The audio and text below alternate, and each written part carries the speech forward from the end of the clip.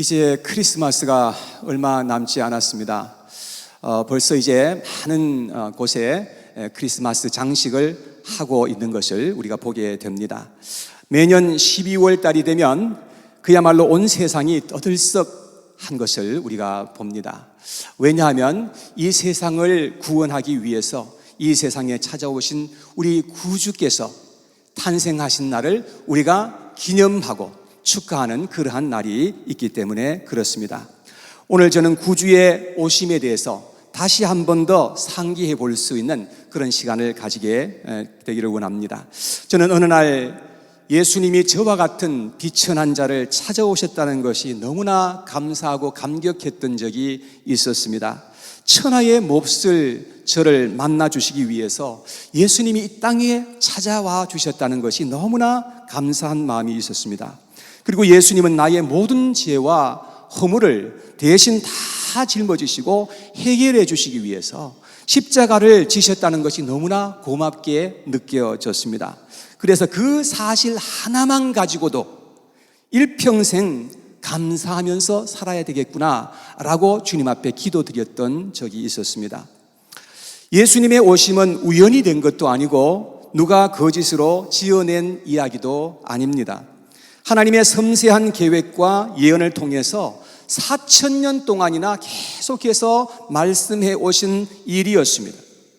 기독교의 특징이 무엇인지 아십니까? 그것은 바로 예언이 있다는 것입니다. 그런데 다른 종교에는 예언이 없다는 겁니다. 왜냐하면 다른 종교의 경전은 한 시대에 대부분 한 사람에 의해서 경전이 쓰여졌기 때문에 그렇습니다. 여러분, 이슬람교를 창시한 무하마드는 어느 날 알라신이 자기에게 계시를 해 주어서 그래서 쿠란을 이제 기록했다라고 그렇게 말합니다. 또 몰몬교를 창시한 요셉 스미스는 어느 날 갑자기 하나님의 계시를 받아서 몰몬경을 썼다고 주장을 하고 있습니다. 이런 사람들은 자신이 참 선지자요 구원자라고 주장을 하는 것입니다. 그런데 성경은 1600년 가까이 이 기간 동안에 쓰여졌고 4,000년의 역사를 담고 있는 어마어마한 그러한 책입니다. 그리고 구주가 오실 것에 대해서 여러 가지와 여러 모양으로 계속해서 시대를 따라서 예언해 오셨다는 사실인 것입니다. 그리고 구주가 오실 것에 대해서 여러 가지 모양으로 예언되어 있는 것입니다. 그래서 예수님은 성경에 기록된 예언을 따라서 오셨고 예언을 따라서 사셨고 예언을 따라서 죽으시고 부활하셨던 것입니다. 그래서 우리는 성경이 얼마나 위대하고 하나님의 참 진리인 것임을 알게 되는 것이지요. 오늘 읽었던 창세기 22장에서는 아브라함이 그의 아들 이삭을 제물로 바치는 그런 장면이 나와 있습니다. 이 장면을 통해서도 하나님은 세상에 구주를 보내실 것에 대해서 예시하여 주신 것입니다. 하나님은 아브라함이 75세 때에 나타나셔서 아들을 주시겠다고 말씀하셨습니다.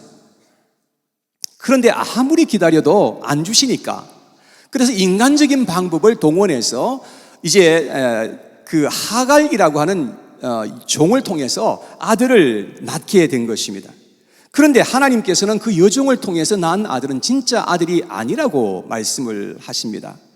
그리고 하나님이 약속하신 지 25년이 지나서 아브라함이 100세가 되었을 때에 아들 이삭을 낳게 하여 주셨던 것입니다. 여러분, 그리고 아브라함이 한 일이 무엇인지 아십니까? 그의 집에서 이스마엘과 하갈이란 여종을 집에서 내보내는 일을 하였던 것입니다. 왜냐하면 이스마엘은 약속의 아들이 아니라 육체의 아들일 뿐이었기 때문입니다. 육체의 아들이 집에 함께 있으면 안 되었던 것입니다. 그래서 이제 이삭은 집에서 독자로 이제 살아가게 되었던 것입니다. 그러니 아브라함에게 그 아들이 얼마나 소중했던가 하는 것은 우리가 잘 알 수 있겠지요. 여러분, 눈에 넣어도 아프지 않을 것 같은 그 아들 얼마나 애지중지 키웠을 것이겠습니까? 그런데 어느 날 하나님께서 아브라함에게 오셔서 아브라함에게 말씀하십니다. 너의 독자아들 이삭을 모리아 산에 가져다가 번제로 바쳐라, 이런 말씀을 하십니다. 그런데 아브라함은 놀랍게도 다음날 새벽에 일어나서 이삭을 데리고 3일 길을 걸어가서 모리아 산으로 갑니다. 모리아 산에 다다랐을 때 이삭은 번제할 나무를 짊어지고 아브라함은 불과 칼을 들고 이제 모리아 산으로 올라가는 것이었습니다. 마치 이삭이 짊어진 번제용 나무는 예수님이 자신이 짊어지게 될 그 십자가를 지고 갈보리 산에 올라가시는 예수님의 모습을 연상하게 하기도 합니다. 아브라함이 산 꼭대기에 올라갔을 때에 거기서 제단을 쌓고 갑자기 이삭의 손과 발을 꽁꽁 묶는 것이었습니다. 그리고 이삭을 제단 위에 올려놓는 것이었습니다. 그리고 칼을 품에서 들고 그 아들을 내리 찌르려고 하는 그 순간에 하나님께서 아브라함을 부르십니다. 아브라함아, 아브라함아, 그 아들에게 손을 대지 말라 말씀하십니다. 그리고 아브라함의 그 순종에 하나님이 만족해 하시면서 그에게 복을 주시는 그 장면이 오늘 읽었던 내용이었습니다. 이 이야기는 우리가 많이 들어서 잘 알고 있는 내용이지요. 그런데 이 이야기에서 하나님은 아브라함을 축복하시면서 아주 중요한 약속을 하여 주셨던 것에 우리는 주목해야 합니다. 하나님의 사자가 아브라함에게 말한 내용이 오늘 같이 읽었던 내용인데 17절과 18절에 이렇게 축복하시는 내용이 나와 있습니다. 같이 한번 읽어보겠습니다. 17절과 18절입니다. 시작. 내가 네게 큰 복을 주고 내 씨가 크게 번성하여 하늘의 별과 같고 바닷가의 모래와 같게 하리니 내 씨가 그 대적의 성문을 차지하리라. 또 내 씨로 말미암아 천하 만민이 복을 받으리니 이는 내가 나의 말을 준행하였음이니라 하셨다 하니라. 여기에서 하나님은 아브라함에게 그 후손을 통해서 세상을 구원하실 구주를 보내주시겠다는 약속을 하십니다. 이것이 아브라함이 받게 될 큰 복이었다는 것입니다. 그리고 세 가지의 큰 약속을 해주셨는 것을 보게 되는데 여기에 대해서 우리가 한번 살펴보면서 예수 그리스도를 통해서 우리에게 주신 그 하나님의 복이 무엇인가 라는 것을 한번 생각해 보겠습니다. 첫째, 그 아들의 후손은 번성하게 될 것이다 라는 말씀입니다. 그렇습니다. 그 아들은 우리를 구원하시고 수많은 영혼들을 하나님 품으로 돌아오게 하시는 분이신 것입니다. 예수님 때로부터 시작해서 지금까지 얼마나 수많은 영혼들이 셀 수도 없을 만큼 그렇게 주님 앞에 돌아오게 된 것입니다. 그래서 요한계시록 7장 9절에 보면 이렇게 기록합니다. 같이 한번 읽어봐요. 시작.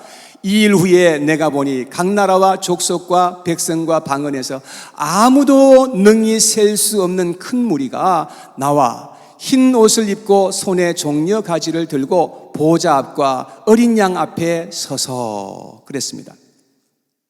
구원받은 영혼들이 하늘에서 하나님을 찬양하게 될 텐데 그 수는 아무도 능히 셀 수 없는 큰 무리였다 라고 말씀을 합니다. 세상에 있는 많은 나라와 족속과 백성과 방언에서 수많은 영혼들이 구원을 받고 예수님께로 돌아오게 된다는 말씀인 것입니다.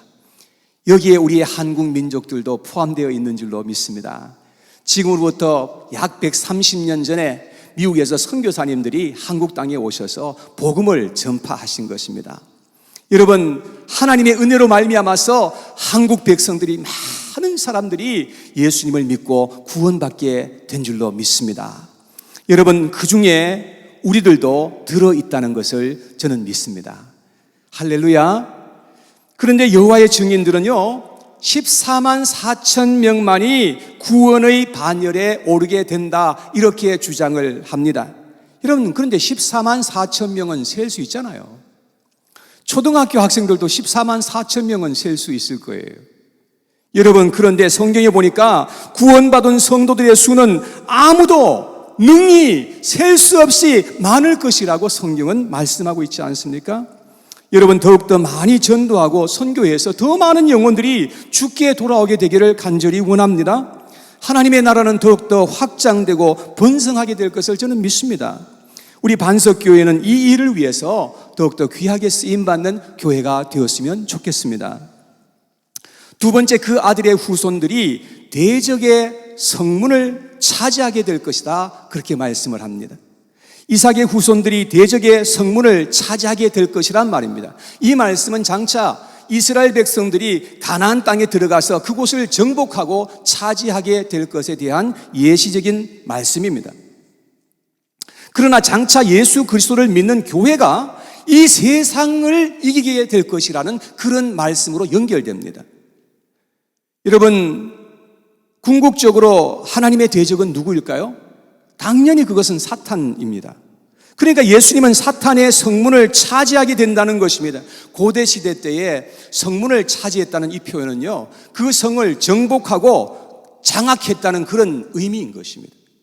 장차 이 땅에 오실 메시아께서 사탄을 깨뜨리시고 정복하게 되실 것을 말씀하시는 것입니다.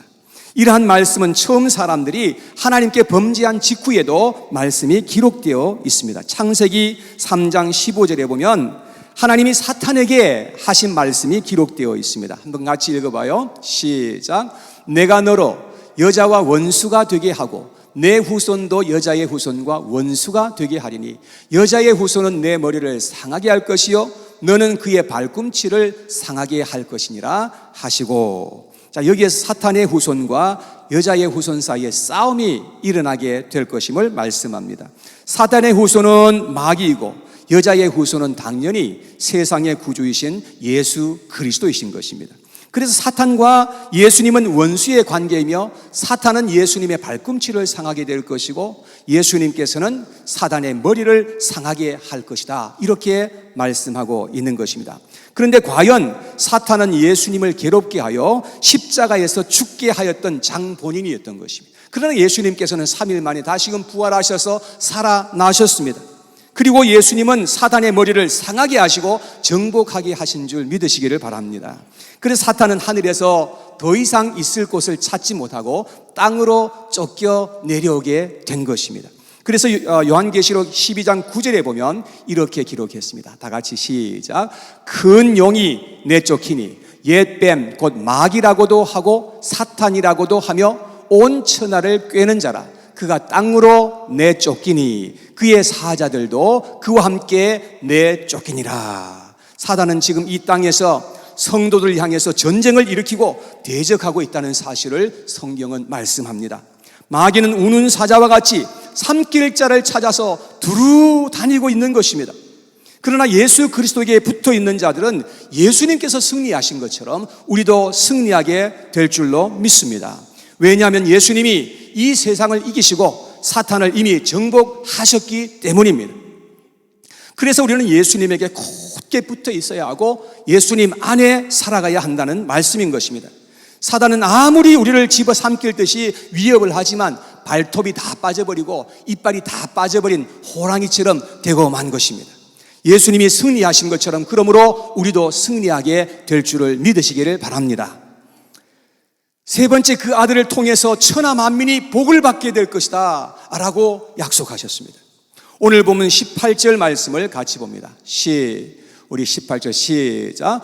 또 내 씨로 말미암아 천하 만민이 복을 받으리니 이는 내가 나의 말을 준행하였음이니라 하셨다니라. 자, 여기에서 내 씨로 말미암아 라고 했는데 바로 이삭을 가리키는 것입니다.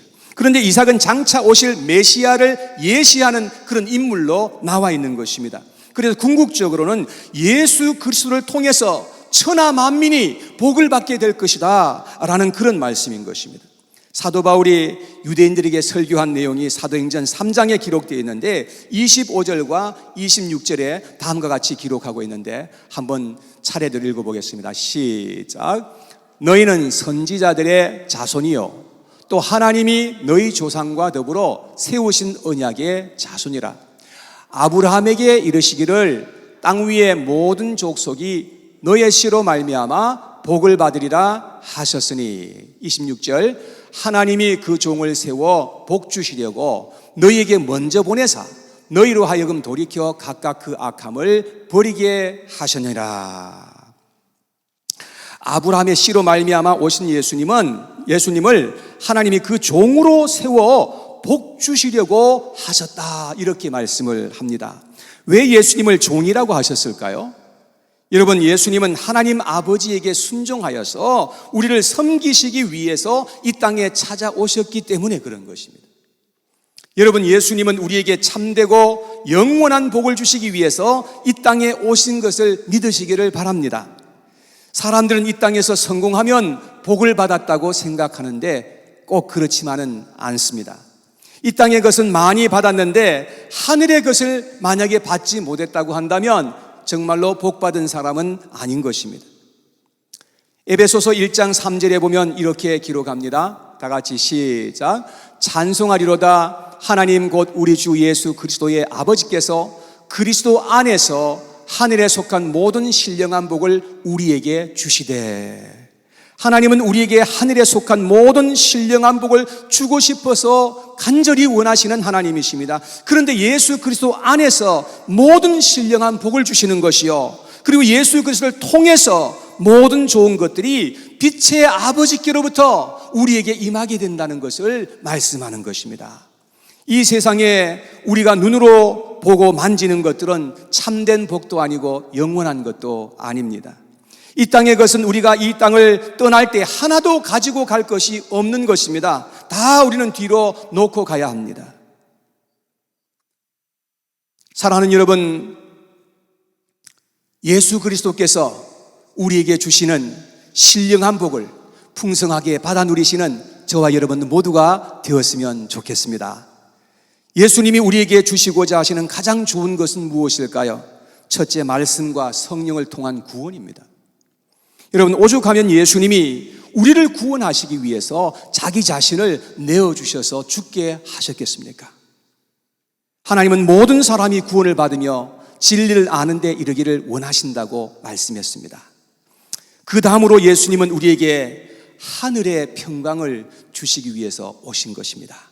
요한복음 14장 27절에 보면 예수님이 이렇게 말씀하셨습니다. 시작. 평안을 너희에게 끼치노니 곧 나의 평안을 너희에게 주노라. 내가 너희에게 주는 것은 세상이 주는 것과 같지 아니하니라. 너희는 마음에 근심하지도 말고 두려워하지도 말라.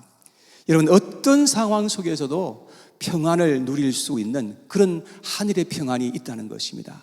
그것을 예수님께서는 우리에게 주고 싶어 하십니다. 요한복음 16장 33절에도 예수님께서 이렇게 말씀하셨어요. 시작. 이것을 너희에게 이르는 것은 너희로 내 안에서 평안을 누리게 하려 함이라. 세상에서는 너희가 환난을 당하나 담대하라. 내가 세상을 이기었노라. 주님은 우리에게 세상이 결코 빼앗아갈 수 없는 그런 평안의 복을 주시고자 하시는 것입니다. 여러분, 이 가운데 혹시 어려움을 당하고 계신 분들이 계십니까? 여러분, 그 또한 반드시 지나가게 될 것입니다. 그 어떤 어려움으로 말미암아서 너무나 낙심하고 좌절하지 않게 되기를 원합니다.